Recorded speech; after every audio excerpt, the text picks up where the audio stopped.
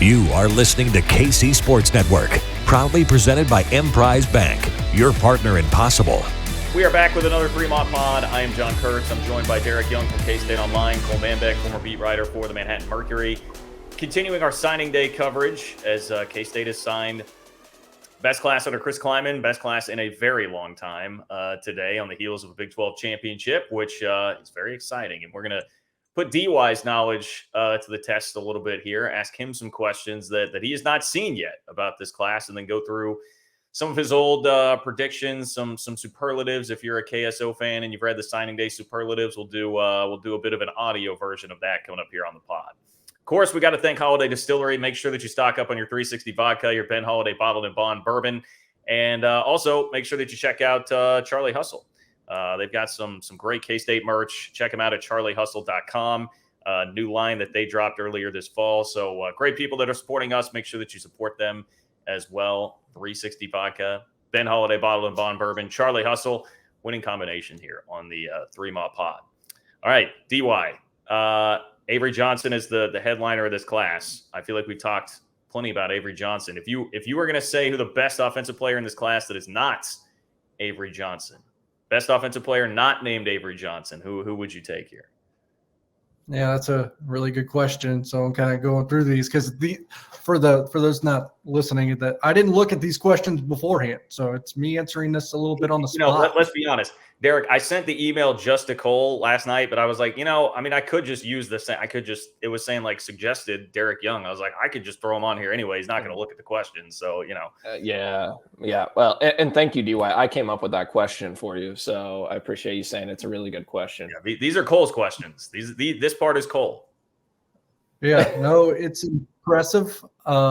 To be honest, I like Camden Beebe more than most people, I think, because he's actually a better prospect than his brother was at the same stage. And obviously, Cooper Beebe's an All-American, so who am I, right? So Camden Beebe comes to mind. Joe Jackson comes to mind. I think he's a really good running back. And I like both tight ends. I would probably bounce it around a little bit here. I would go with both of those tight ends, I think, Andrew Metzger and Will Ancio. I think that's what I would pick.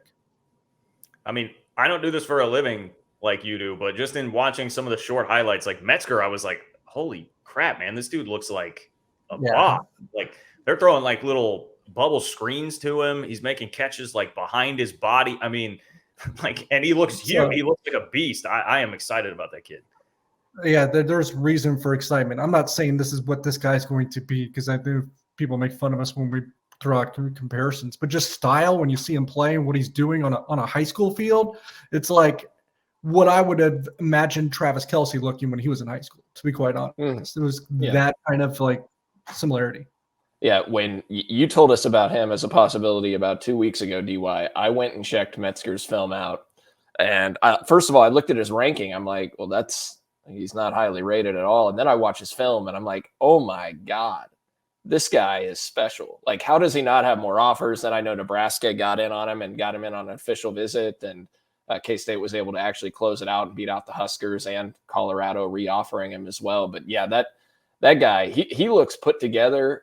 I'm not saying he's going to play as a true freshman, but he looks like somebody that could play as a true freshman. He is physically built, and some of those catches that he makes and just his speed, he's one of my favorite commits. And I don't know how he's ranked so low. He needs to get a boost. And he took a late visit to Iowa State as well, and that one actually went by me without acknowledging or knowing that, recognizing it, to be quite honest. So you just got to think about it that way too. If you're Kansas State fans, like bragging rights, I'm sure both of you kind of fall into that umbrella, but Kansas State beat Iowa State, head to head for both of those tight ends, which, you get the bragging rights, but also a recognition there that the Cyclones know what they're doing at tight end too. I was going to say, I mean, I like hearing, jokes aside, which, 4 wins, have fun with that. But jokes aside, Charlie Kolar, and who was the other kid? They had both of those tight ends running around. What's that? Chase Allen, I think. Yep. Chase Allen. Charlie Kolar, Chase Allen. I mean, they had 2 really good tight ends there with that whole group of Brock Purdy and Breece Hall, et cetera. Are you writing something down, Cole? Well, I just need to adjust one of my notes I had actually on charts. I need to add one of another K-State recruiting win over Iowa State. So that gives K-State 10 commits in this class that had an Iowa State offer that chose not to go to Iowa State and chose K-State. So K-State beat Iowa State out on 10 kids. They also beat KU out on 10 kids that had KU offers. They beat out Nebraska on 7 kids that had Cornhusker offers, which how unusual is that? I mean, they beat out Nebraska on a lot of these kids. And then they beat out Iowa on 5 kids. Those are programs that have notoriously been a thorn, not KU, but Iowa, Iowa State, Nebraska, they've been a thorn in K-State's side on the recruiting trail. And so I just needed to update that and add Metzger to my list of Iowa State offers. So thank you for that, DY. Good stuff. Yep. Cole, do you want to drop all the numbers here? Or are we waiting? I mean, it's up to you guys. Do you want to go through the questions for DY and then we can get to that? We can wrap it up with that, but that's a nice little tease of what Cole. Yeah, we're going to have some. Yeah, we're going to have some historical context. I pulled together some just beautifully graphically designed tables and charts for you guys to look at that you'll see on background if you're watching on YouTube. I'm joking. They're just boring tables, but it'll help visualize, how significant of a class this is. And we'll talk about that a little later in the show. Well, this is another. No, go ahead. I said when Cole started to do the note taking there after I mentioned something, it reminded me of the Mark Cuban Shark Tank GIF where he's like, "Oh," and he starts writing down random notes. So that's what came to mind there. Well, this is another Cole question. Your favorite. We don't have a qualifier on this one, but your favorite defensive signee. Favorite defensive signing, no qualifiers. I mean, it's probably Asa Newsome. I think he would be number one. And that's me without even looking at the roster, so to speak, of commits on that side of the ball. But I really like Ryan Davis. I've blown up about him too in the last few hours after watching his senior tape, which is one of the more impressive senior tapes, I think, in this entire class. So if you haven't seen that, I would go look at it, what Ryan Davis can do off the edge in terms of rushing the passer. I've seen him drop in coverage too. There's some similarities between him and Khalid Duke, to be quite honest. So I really like him. But I mean, Asa Newsome was a stud the first time I saw him, which was over 2 years ago, which is wild. That's how long that they've recruited him. They offered him at a camp in June in Manhattan, and they were blown away, offered him on a spot. They had to recruit him from start to finish. It was a marathon. It was like the first day of his recruitment, Kansas State was there, and the last day of recruitment, they're still there, right? Because he didn't commit to the Wildcats or make a decision at all until the night before signing day. But you're not going to find a better high school linebacker in the country that Kansas State signed in quite a while. I mean, I think I might leapfrog him over Daniel Green in terms of high school linebackers that they have signed. I really like Toby, though, from last year. Toby Usman from Wichita, who probably has a higher peak or higher upside, but maybe a lower floor. So just in general, I think I would take Asa Newsome over any linebacker that Kansas State has signed since I covered the team. Ryan Davis is one that I'm having to brush up on. Like, I just went and looked it up here. I don't remember a ton from that recruitment. It looked like Washington State, Oregon State offers and from Phoenix, but I just don't remember a ton from that recruitment. Yeah, I mean, it was a kind of a quieter commitment because he was in that long run of guys that they just kept reeling off one after another in June and July, which that's, also intertwined with the Dylan Edwards hysteria, the Avery Johnson hysteria. So it can get caught a little bit just because of the timing. But even, I know you mentioned a few of his offers, but Arizona State and UCLA tried to flip him late. Yet another case of that. I mean, we saw that over and over again. Guys trying to be flipped late. I know we discussed. Are we comfortable discussing some of the higher profile kids and who was after them? They're coming down the home stretch. Oh yeah, we certainly can. I mean, I'm trying to remember some of these off the top of my head a little bit. I mean, Texas A&M, Notre Dame, Florida State came after Avery Johnson for sure. I think Georgia took a peek at him. Even Joe Jackson, it was Penn State, Pittsburgh, in Tennessee. For Jordan Allen, it was Oklahoma and Tennessee. For Kenigel Thomas, it was Oklahoma and Oklahoma State, because I think the two in-state schools realized, oh crap, what were we doing? Over the summer when Kansas State went on him.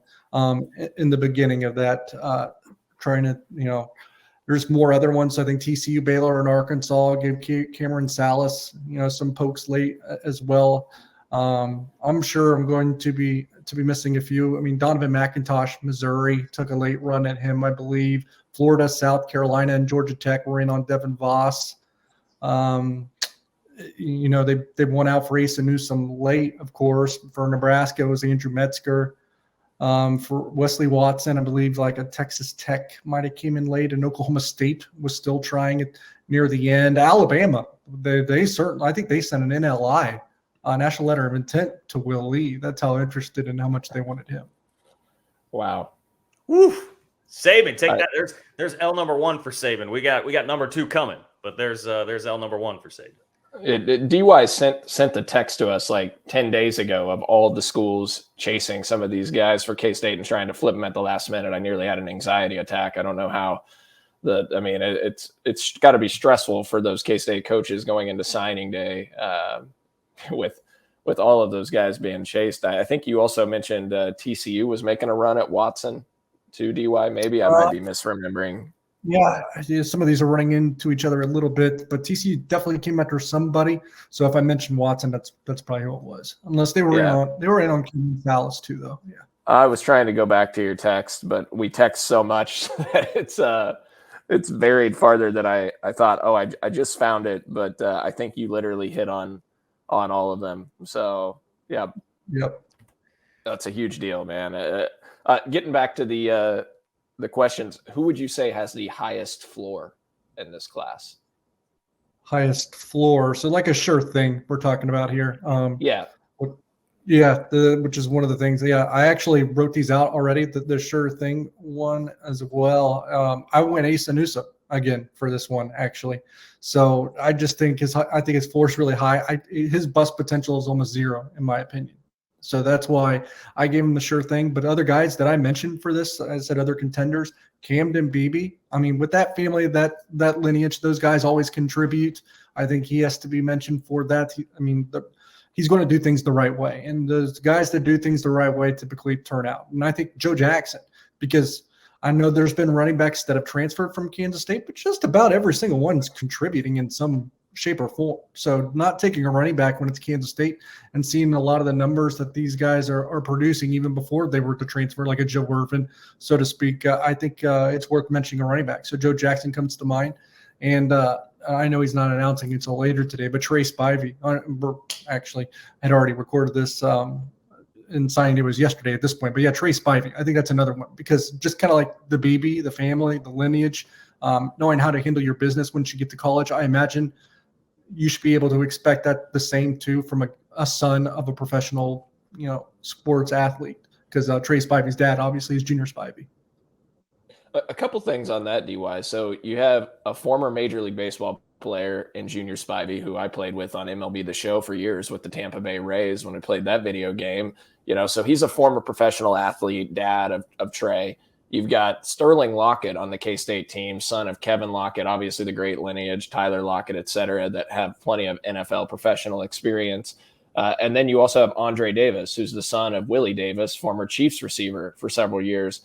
I mean, it's pretty impressive. And I think that helps, when you have guys that have fathers or family members that have been through it on a professional level, because the maturity is there. They know what it takes to get where it is. And on Asa Newsome, the reason I think he has the highest floor, I completely agree with you, is not only he's extremely talented, but he seems like one of the more mature recruits you'll ever find. Like, he was so mature way he went through this process, the recruiting process, so thorough. And when you hear him talk, he sounds like a guy that's, much older than he is. He doesn't sound like an 18-year-old in high school.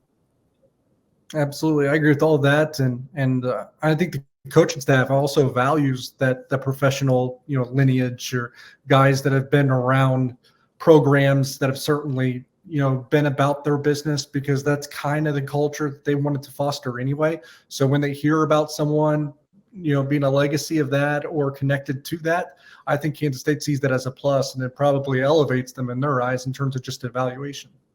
Yeah.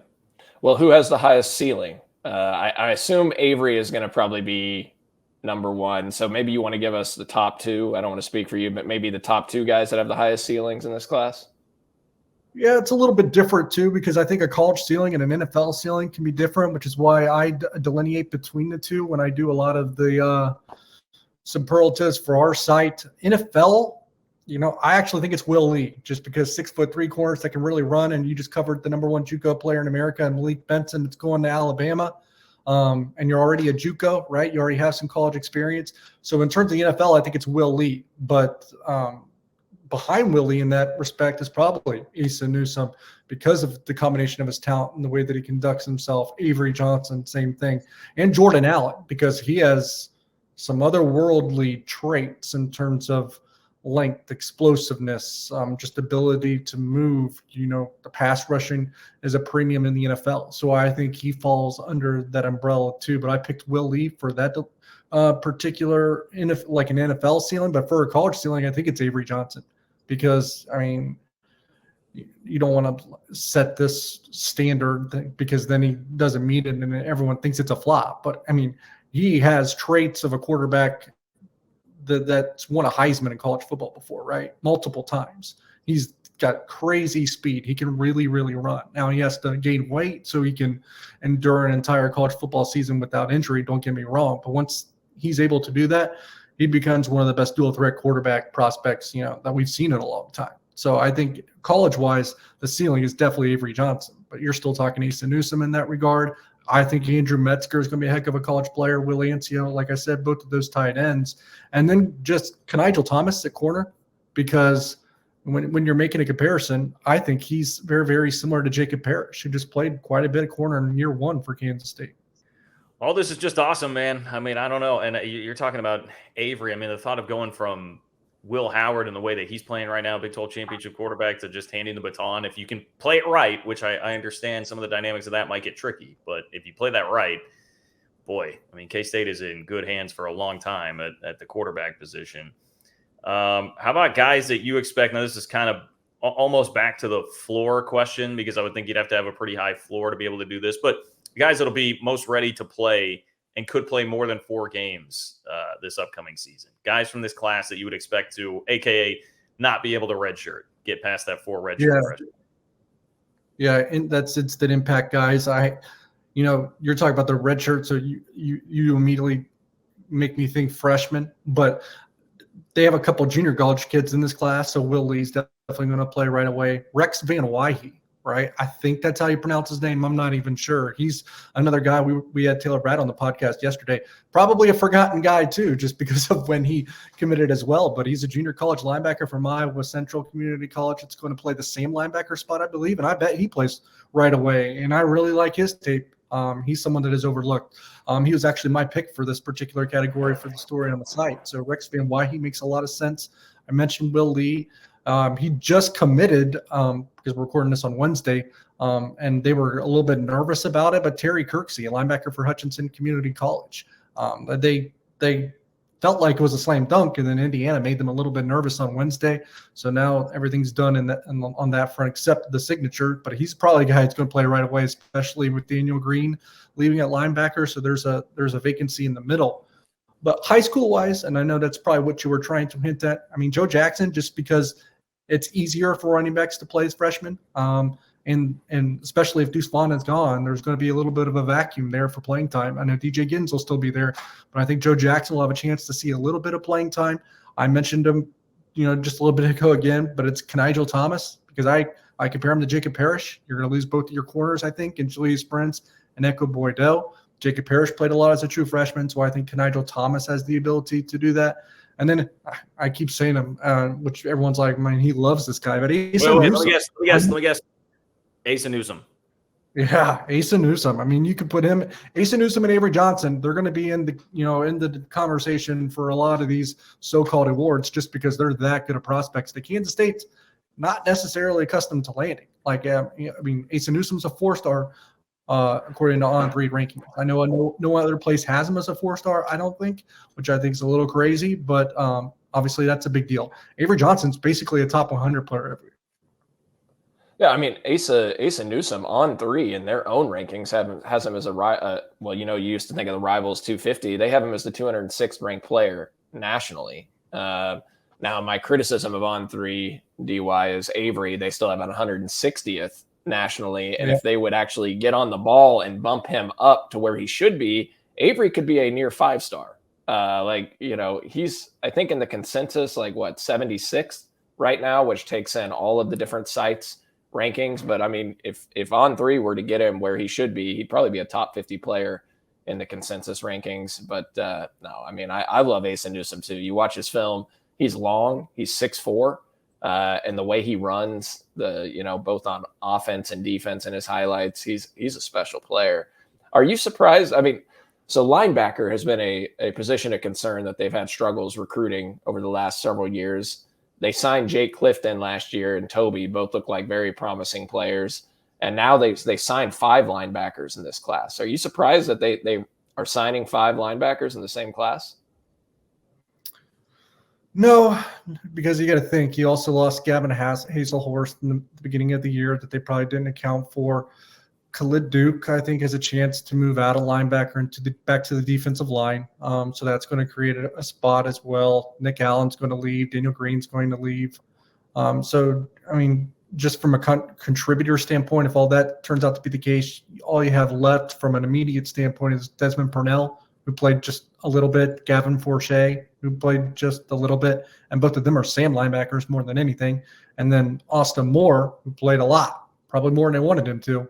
Well, they loved him as a starter. I mean, he had to play like a 98% of the snaps just because there wasn't a lot of depth behind him in that particular spot because Jake Clifton wasn't ready for the most part to take on at least like a 30 snap level count of game. So I think Jake Clifton plays next year, and I think we know Austin Moore will. And then you had a couple of guys that played sparingly with Purnell and Forche. So it wasn't exactly the deepest linebacker room in the world. So you needed probably somebody older because Khalid Duke's leaving the sand spot. So that's where Rex Van Wyhe comes into play. You need a linebacker to replace Daniel Green. I think that's where Terry Kurtz is going to come into play. And then you always want to take 2 or 3, high schoolers with each class probably, I assume, with the linebackers, just because you don't know what the attrition is going to be as well. And I think that's why you have an Austin Romaine. That's why you have a Colin Dunn, and that's why you have an Asa Newsome.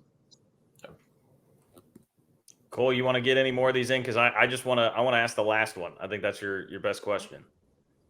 Oh, the Keegan Johnson one with receivers. Well, I think we've talked about it real quick. DY, how many games we've talked about it before on shows? How many games does Avery play in next season? How many games is Avery Johnson playing? 4. Yep. Okay. Like, you think like situational packages or like garbage time? I was going to say, I'm going to need you to elaborate here. I can't let you off the hook. Well, I'm just saying, I don't know yet. But maybe situational packages just because he's so freaking fast, right? But you don't want him to get hurt either because he's a little light yet. So it'll also depend on what his development looks like this offseason, how much weight he could probably put on, how much bulk. But he's definitely playing 4 games. But as long as there's not some disaster or catastrophe that has happened to the season, I don't think they burn his red shirt when he's not the starter. So I think maximum of 4 games, assuming nothing crazy has happened. I think maybe 1 or 2 games of garbage time and then, 2 others somewhere along the lines. Okay. That'll suffice. Cole has a great question here. I mean, it's been forever since K-State has had a receiver hit 1,000 yards, right? Has there been anybody since the 2014 year when it was Curry and Tyler Lockett, both of them? Okay. Yeah, that was the last time. The next closest, the closest has been Malik Knowles this year with, I think, 779, and Byron Pringle had over 700 one year. Okay. That Pringle was like the one I was going to wonder about. Like maybe Pringle did it. I feel like he did it in Stillwater in one game alone back in 2017. But, okay. Including Keegan Johnson. So Iowa transfer. There was a huge get out of the portal for K-State where they beat out Notre Dame. Does K-State have a receiver in this class that hits 1,000 yards in a season at K-State? You said including Keegan Johnson? Including Keegan Johnson, yep. Just at any point, 1,000-yard receiver in a season. Yeah, I think so. Just because, look, Malik Knowles got close to 800, right? I think he got really close to 800 with 779, I think is what you said.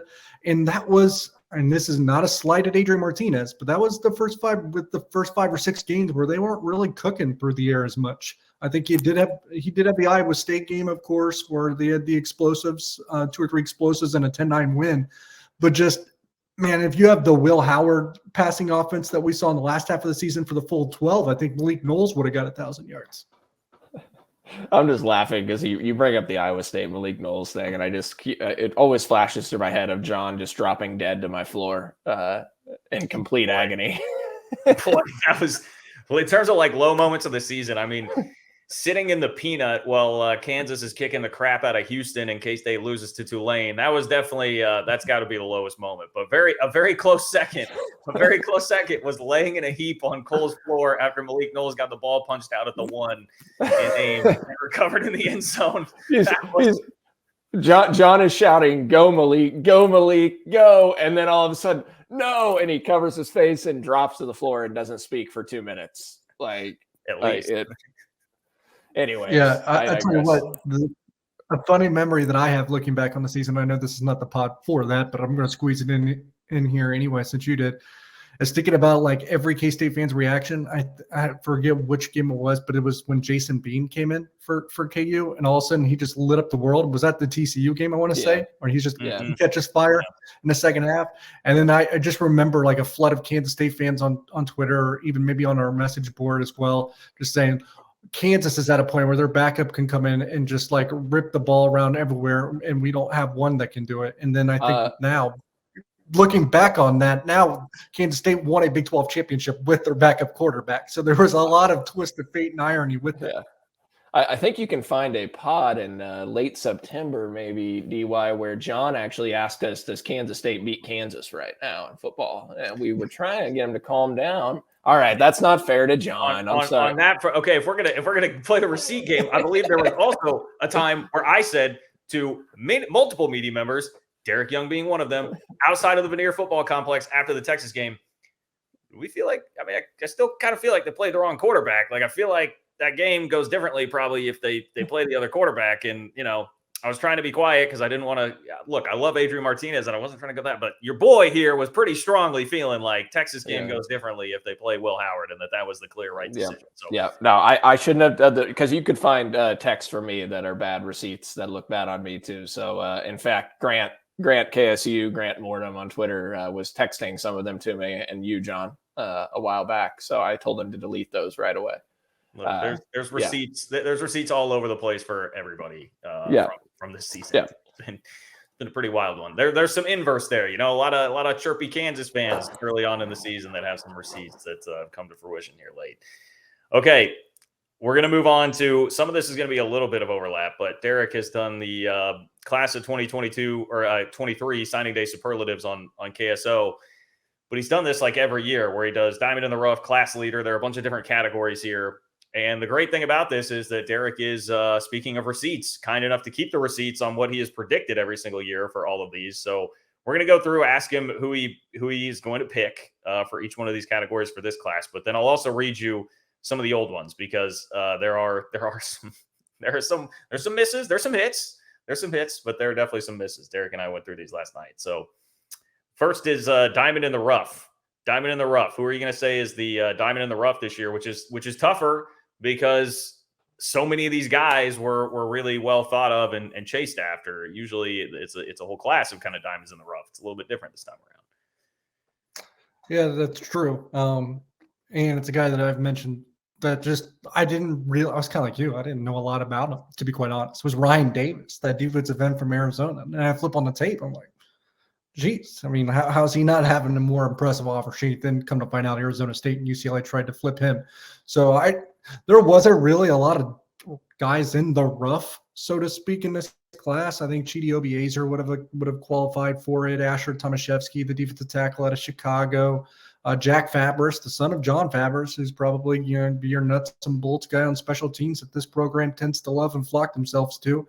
I bet he actually has a much better career than anyone envisioned. So I think he would be a contender for it. But I think Ryan Davis, he's just kind of flown under the radar. And I mean, I'm telling you, that senior tape is one of the more impressive ones in this class. Here's who you have in the past. Last year, it was Garrett Oakley, tight end out of Nebraska. And 2021, we got Ozzie Hoffler. 2020, DeMarcus Hayes. 2019, Khalid Duke. There's a nice hit. 2018, Jalen Pickle. That's pretty solid. So, I'd say that's overall. And I think Garrett Oakley is going to work out too. So I think that okay. Yeah, I'll give you a passing grade on that. Cole, passing grade? Sorry, I was distracted. What were you talking about? All right, never mind. We're on to John. I was distracted. John Randall just committed to Utah, so I was. I'll still be surprised if he enrolls, but I was gonna say, I just wanted to get John that update. Do we know what the qualifying situation is there? It's still dicey. I take it from DY's. I mean, they're probably it's 50-50 at best. They're probably going to take a whirl at it, but I would be surprised. Okay. Class leader is your next category. Class leader. DY, who do you have as the class leader for 2023? Avery. I mean, I think that's self-explanatory. Yeah. Last year you picked Colby McAllister. Then years before, but with the honorable mention of Sterling Lockett, which I think is a smart pick also. Then before that, you had Jake Rubley, Nate Matlack, Logan Wilson, Lance Robinson. Some of those guys obviously flamed out and didn't do a whole lot at Kansas State, but class leader, I mean, that means they were like the ones, trying to get other people in the class. So that can't be inaccurate. Whether or not they had a good career is pretty inconsequential. That's all right. I forgot how that was defined. I was just laughing because of Logan Wilson lasted. Yeah. I mean, there's future captain that makes sense. I'm not talking about 18-year-olds coming in. It's impossible to predict how they're going to be, but I was laughing because Logan Wilson lasted 2 games. So yeah. When Lance Robinson got us with Tulane this year, starting at cornerback. So. Well, Lance Robinson was, though. I remember him being very vocal. Nate Matlack was the guy, when they were badly needing a commit for a really long time. He was the first guy to step forward and do so. Yeah, in that 2020 class. So I definitely, I see the logic there for sure. Best NFL chances. I think we already went over this, right?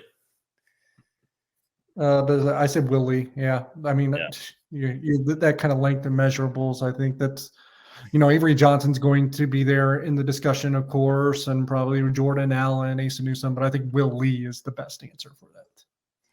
Last year was Toby Osensami, which I think that's pretty obvious. Everybody's pretty enamored with the measurables that he has. 2021, Andrew Lane Gang. 2020, Whit Mitchum. 2019, Khalid Duke. 2018, KT Leviston. All of them got a shot. The only bad one was Whit Mitchum. Whit Mitchum didn't work out, unfortunately. But yeah, I'd say that was a pretty good category for you. Yeah, that was. And I would have been with you on Mitchum, DY. And I think I was even texting when he signed and watched his film. If he could have put on the weight, and he looked like a guy that could have been a stud tackle. So, and it shows with some of the programs that chased him late in that recruiting cycle, right? So just didn't work out. They don't all do. Special teams demon. Are you going to go with Fabris here for this one? I am, because there's not an obvious kicker punt returner in this class, in my opinion. Not one that you would just say, that he's going to obviously be a guy that's going to take kicks or punts back. So yeah, I think it's Jack Fabris. I think he's the best one. He plays every phase of special teams, and he played every single play for his high school team, offense, defense, and every special team. That's definitely a K-State kind of guy. Shout out to his dad for socking one to Feinbaum about Bill Snyder not too long ago too. Your first line here of special teams demon from last year's story was, my track record for this one hasn't been great. Your pick last year was Jordan Perry. Before that, we had Gavin Hazelhorst, Christian Moore, Marcus Hayes, which I believe we had Marcus Hayes. This was Marcus Hayes, the kid who transferred from New Mexico, right? Yeah, and then he quit before the season started, I think. Yeah, and then Jaquay Lane in 2018. In defense, Marcus Hayes was a proven kick and punt returner for New Mexico, I believe. Yeah, no, he was. I remember being excited about that. We were like, all right, we found the returner. That's all set in stone. We got it. It's all good.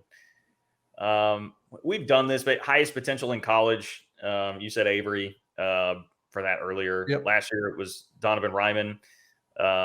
Then before that, Andrew Lane Gang, Taylor Warner, Will Jones, and my personal favorite submission to this entire list in 2018. Cole, do you want to take a guess who DY had in 2018 as highest potential in college at a premium position that slings the ball around the yard? Oh, so at quarterback, 2018. Jaron Lewis may have been known to play a little bit of tight end as well. Houston, Texas. Chris Herron. How can Cole forget the Oklahoma State game when John Holcomb was taking snaps at tight end? I can't. How dare you said Houston? I was like, thinking Chris Herron, but I was like, well, he didn't really throw it. So yeah, John Holcomb. All right. He was baby Cam Newton. Okay, sure thing. Are we going to say that that's different than highest floor, DY, or do you view that basically the same? Is this just another ASA category? Yeah, I view that pretty much the same thing. I went with Asa Newsom, but I mean, Joe Jackson, Keenan Beebe, Trey Spivey, Andre Davis, they could probably fill this up and do pretty well in it as well, but Asa was my pick.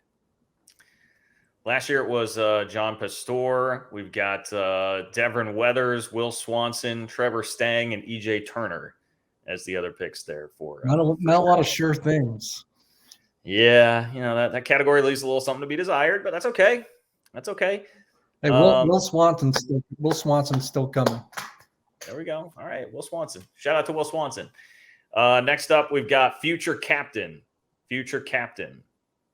I think I nailed it in last year's, because if that goes wrong, I am just cursed, because I'm pretty sure I picked Sterling Lockett. This one I went with Joe Jackson. I mean, that guy knew he wanted to play Kansas State from the get-go. I mean, he's the one that's crying at a ceremony last week. I mean, for someone that's far away in Florida, he's already bleeding purple pretty well. I mean, obviously Avery's a good choice here.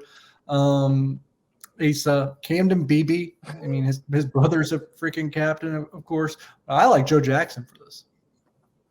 I was raising my hand because I wanted to guess ahead of DY who he picked. I thought he was just going to pick Asa Newsom again. So, you threw him in. But there's a lot of good names there that you throw out that make a lot of sense. Yeah, and last year, like DY said, Sterling Lockett. I mean, it's hard to argue with that as a future captain here. Before that, Braden Wood, Jay Harris, Jack Stanine, Lance Robinson. So that's a bunch of not captains. It's a category that needs a little work again, but that's okay. That's okay. Best recruiting win. Oh, now this one, there was a bunch of them, and I'm probably going to shock you by what I went with. You could go with Metzger because they beat Nebraska out late and flipped a Colorado commit. Asa Newsom because of the marathon that it was and all the Power 5 schools that were associated with him and connected to him. Avery Johnson, just because, I mean, that thing got the whole thing running. And once people knew that was starting to happen, everyone got going, right? Jordan Allen, because you hold off Oklahoma, Tennessee. Trey Spivey, because you beat the hometown team and you beat the school that his mom went to. I mean, that's pretty impressive in itself. And then Will Lee, because you're holding off Alabama at the end. But I didn't even go with any of those. I went with a weird one a little bit. Andre Davis, because they didn't have a chance for him at all when Thad Ward was hired. He was going elsewhere. He didn't care about Kansas State. He didn't want to go there. Didn't like the offense, because that's when the light bulb came on, when the offensive players started to say, we like what Colin Klein is doing. Thad Ward reversed it, showed him the offense. And then soon after, then Colin Klein reverses the Avery Johnson recruitment, shows him the offense at a spring football practice. I really think Andre Davis, he's not the one that circled the wagon, so to speak. That was Avery, but he was the first one to recognize what Kansas State was going to do from an offensive standpoint. And Kansas State went from having no shot to killing the recruitment and spurting out to a huge lead and winning it in like 3 weeks. That's all it took. And who was the primary competition for him? That's been so long, I don't even remember. Like Mizzou? Was Mizzou in on that? I think Iowa, to be honest. Yeah. Okay. Yeah, he had offers from Iowa, Iowa State, Nebraska, Minnesota, I think, and KU, and maybe one other Power 5. Okay. Okay, that's a great anecdote, man. I did not know any of that about Andre Davis. So love that. And that was one. Like Andre Davis is also a guy that to me gives perspective on the class, because it's a great recruiting win. It's a high quality recruit that K-State got, and it's somebody that at the time I remember being like, oh, this is awesome. Like, this guy may be the gem of the class. And now you look at it, I mean, it's nothing against Andre Davis at all. He's a very good player, but in the mix of a bunch of other very good players. So, yeah, shout out to him for helping get the ball rolling there. And to be honest, and also to put your point into perspective, the other the other past champions, right, that I picked for this, it's probably, guys that were pretty highly rated, but not, right? Yeah. Let's see. Best recruiting when we got Jake Clifton last year. What was the battle for Clifton? Oklahoma tried to come late. Okay. That's what I thought. I didn't want to be wrong on that, but I thought so. So, yeah, there you go. Brent Venables in Oklahoma gave him a strong look in the final 2 weeks. Then we got Jake Rubley. That's obvious in 2021. T. Denson, Kenyon Reed, and Katori Leviston were the others there. Was Leviston Texas? He got a Texas offer. Now, I couldn't tell you if they would have taken him at the time, but he had a Texas offer. Okay. Kenyon Reed still playing at San Jose State. So, starting corner, John. I'm sure you've been watching the WAC. I don't. Is that they're in the Mountain West. Thank you. Sorry, gosh, how does the WAC even exist anymore? I don't know, some form. You got to get those late night Mountain West bets in to recoup some of the losses on Saturday. So I've got to get on San Jose State. Yeah, I think in football, I think the WAC is an FCS conference, right? That's what I was going to say. I feel like in basketball it still is, but anyway, whatever. We're not getting off on a WAC tangent. Biggest miss. This is a tougher category, man. There have not been as many big misses here. Yeah, but there was some significant ones, and two come to mind, right? They were pretty notable. You got Joshua Manning, which is who I picked because you essentially had him, and then he tried to tell Drinkwitz no, and Drinkwitz, did his thing. And then Dylan Edwards, that's another one. He missed him still, right? He flipped to Notre Dame, then he flipped to Colorado. I mean, maybe at the end of the day, you're going to count your blessings that Kansas State didn't have him, or he'll be in the transfer portal in a Wildcat in a couple of years. Who knows, right? We'll never know. But in terms of misses, those guys are, substantial prospects that are actually committed to the coaching staff at one point. Just imagine this recruiting class if those two hadn't reversed what they had done, and they'd be in this class too. And you're talking about, it's already an historic group, but that's a different era if they would have pulled those two off and kept it on the books. Yeah. But that's I would also just point out, that's the game, man. If you're going to be signing a top 40 class, which K-State is as of right now, you're going to have some of that. You're going to have some big wins, and you're going to have some losses just to be in the game. And that's how it goes. They've won more than their fair share. Last year was Caden Crawford, which was a painful one to watch him go to Iowa. Matthew Langlois in 21, going to LSU. Yep. Jacob Gamble. This list gets pretty funny.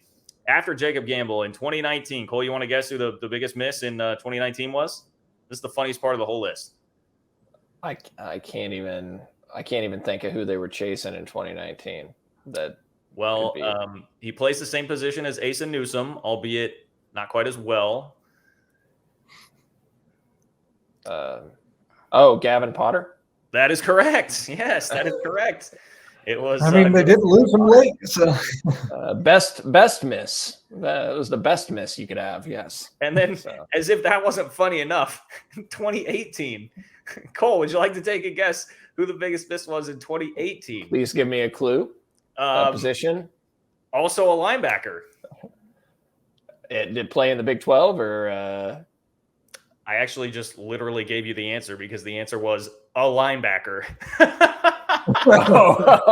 It's just the position of linebacker. They missed everybody. If you want evidence as to how far K-State recruiting has come in the last 5 years, 2018's biggest miss was a linebacker. They forgot to recruit. They forgot to get the position. Okay. So, okay.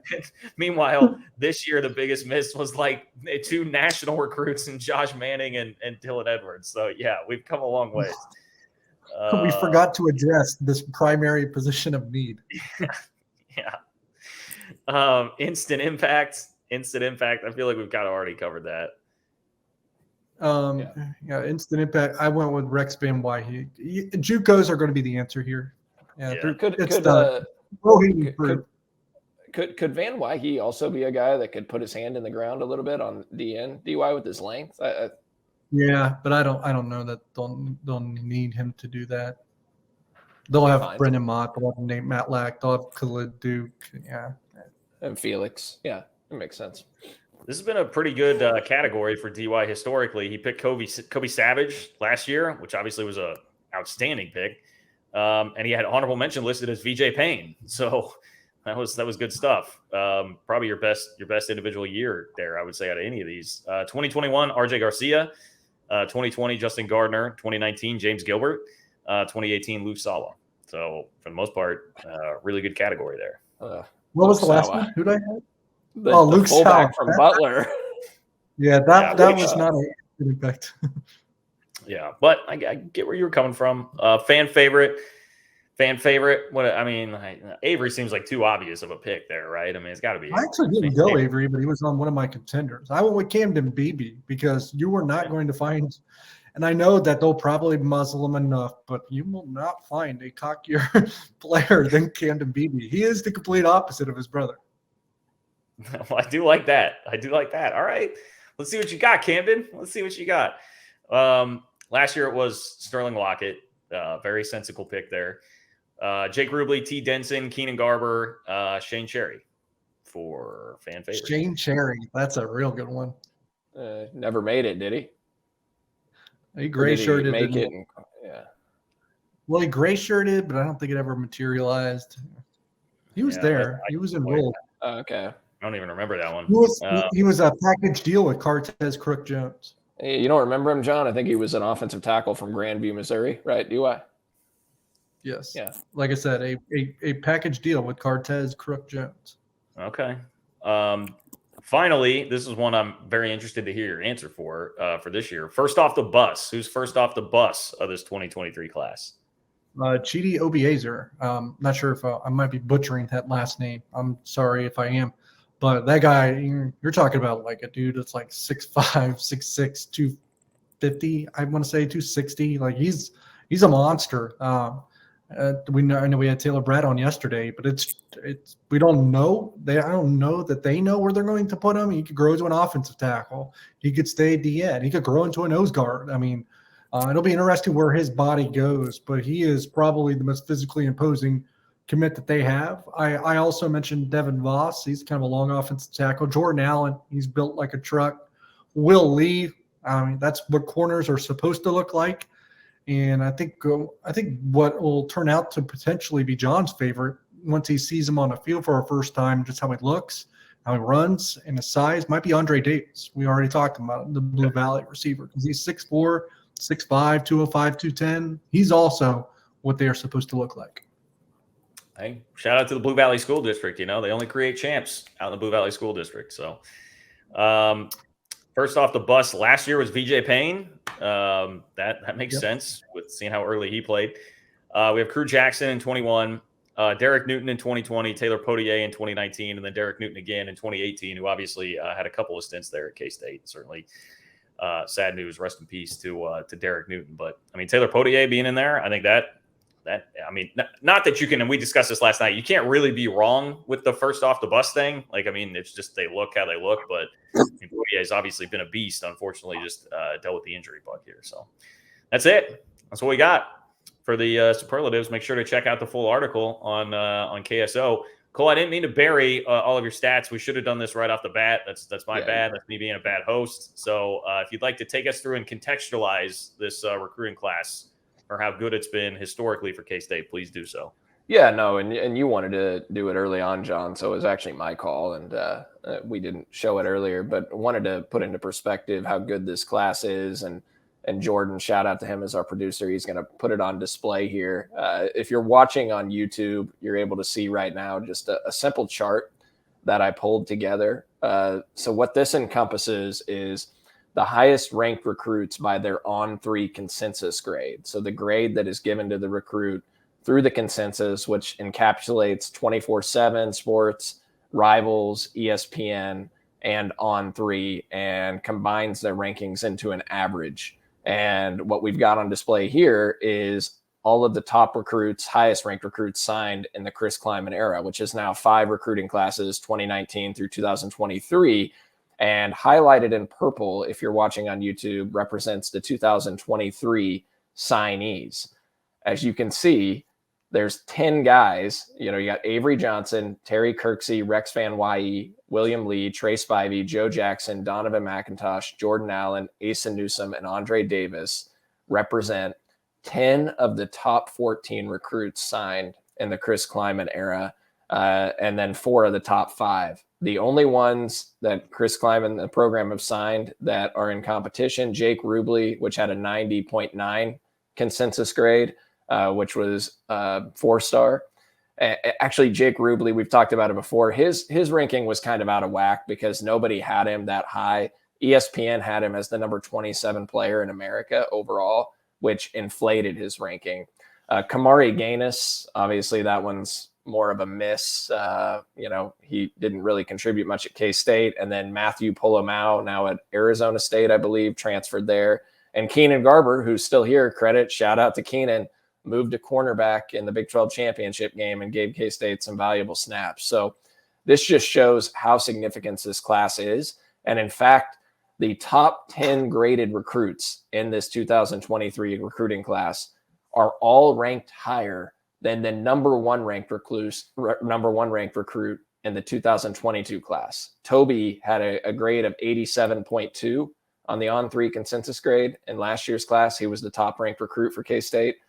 Out of these top 10, Andre Davis is number 10 in the 2023 class with a grade of 87.3. So I don't know what you guys think of that, but it's pretty darn compelling in my mind. It's not surprising. I mean, based on just what we know about all the battles and everything that's gone on here, like we had to talk about that in the past when there wasn't that much to go off of recruiting wise. The rankings were about the same. It was like, well, how many Power 5 offers do they have from other people? Which creates a pretty big difference when if you just looked at the stars from like Snyder's last couple of classes and Kleiman's first couple of classes, it didn't look like there was much difference, but they were getting better in terms of actually guys that had more legitimate P5 offers. And now it's just like into a different stratosphere. Well, yeah.